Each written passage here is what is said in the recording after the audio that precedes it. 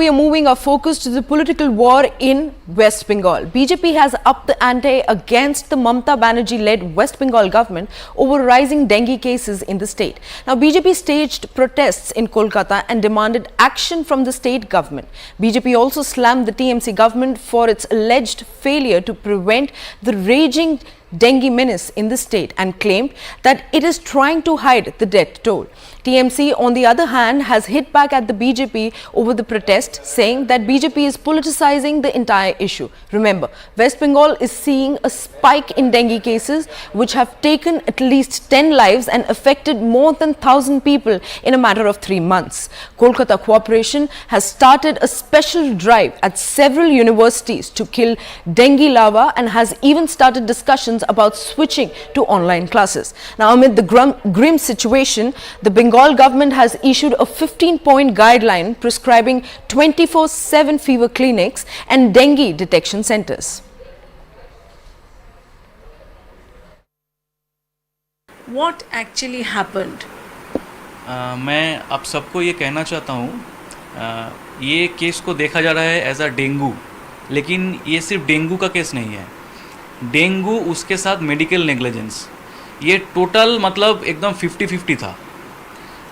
मैं मेरे वाइफ का 18 साल पुराना दोस्त हूँ, एकदम एक साथ ही हम लोग बड़े हुए और शादी की 2019 को. 8 महीने से 9 महीने से मैं वहाँ पे ही दिखा रहा हूँ. जो टेस्ट वो बोले, जब बोले, एक दिन भी मैंने मिस नहीं किया, सब मैंने किया. तो जब 8 मंथ मेरे वाइफ का हुआ तो मेरे वाइफ का SGPT SGOT लीवर में एक टेस्ट होता है, तो वो हाई हो गया था. तो डॉक्टर से मैंने बात की, डॉक्टर बोले कि ये एकदम नॉर्मल है, सभी को होता है, लेकिन आप जो नॉर्मल प्रोसेस में जाना चाहते थे, मैं नॉर्मल प्रोसेस में जाना चाहता था. मेरे वाइफ नॉर्मल करना, क्योंकि वो डांसर है, वो स्टिचिंग नहीं मतलब करना चाहती थी और स्कूल टीचर भी है, ताकि जल्दी वो ठीक हो जाए तो नॉर्मल करना चाहती थी वो. तो उसके बाद वो बोले कि नॉर्मल नहीं होगा. तो मेरा वाइफ से मैंने बात किया, मैंने वाइफ बोली कि कोई बात नहीं, मैं कर लूँगी. लास्ट महीने के 26 तारीख को मेरा वाइफ का 37 वीक्स कंप्लीट हुआ. 37 वीक्स कंप्लीट होने के बाद डॉक्टर बोला कि आज ही हम कर देंगे. मैं 26 तारीख को वाइफ को ले गया था वहाँ पे, तो मैं तैयार नहीं था कि आज होगा. मैं 2 दिन रुक के देख के टेस्ट करके करेंगे. तो मैं 10 बजे हॉस्पिटल पहुँच गया था. तो मेरे वाइफ अंदर थी. 12 बजे मुझे ऊपर बुलाया. मैं देख रहा हूँ कि मेरे वाइफ का बाल बंधा हुआ है, जैसे ओटी से पहले होता है. तो मैं बोला ये क्या है, आपको तो हमें कुछ नहीं बोले पहले. तो डॉक्टर की जो वाइफ है, डॉक्टर खुशी दत्त की वाइफ, उन्होंने मेरे वाइफ का ओटी किया था. तो उन्होंने बोले कि मैं अभी रिक्स नहीं लूँगी, मेरा अभी कर दूँगी. तो मैं वाइफ से पूछा कि are you ready, mentally ready? तो वो बोली कि हाँ मैं मेंटली रेडी हूँ, तुम घर पे बोल दो, सबको बोल दो आ जाने के लिए. मैं दोस्त वो घर पे सब बोल दिया, सब आ गए. 3:45 से 4 बजे मेरे लड़का हुआ. 26 तारीख, 26, 27, 28 मंगलवार तक, सोमवार तक सब ठीक था.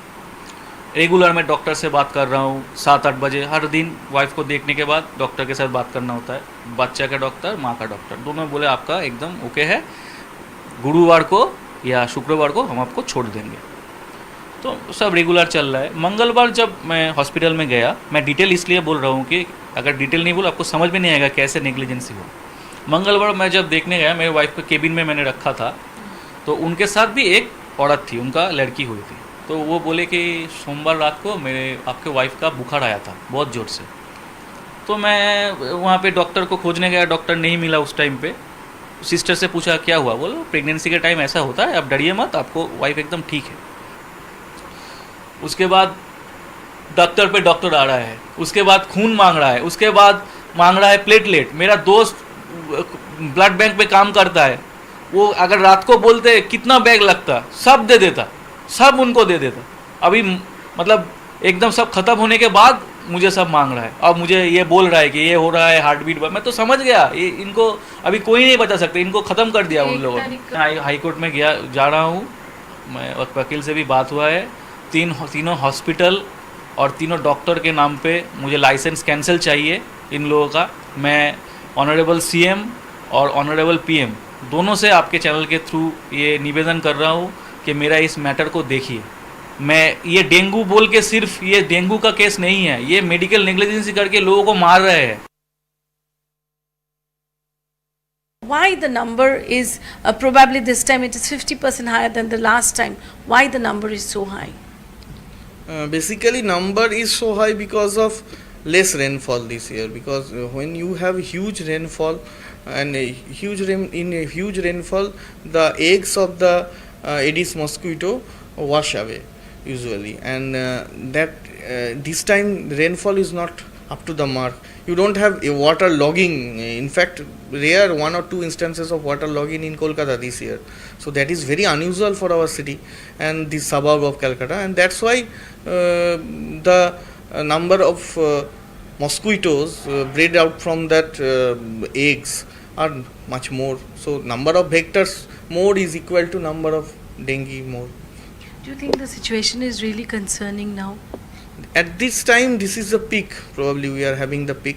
If this peak continues for a duration of 1 month and like that, more than that, then it will be really concerning. Among the severe patients, dengue shock syndrome is usually what we are seeing previously is same like that, but we are getting lot of organ involvement this time, different organ involvement like neurological involvement, like cardiac involvement. Sudden cardiac death has also happened. My first request is to everyone is to test for dengue whenever you have a fever.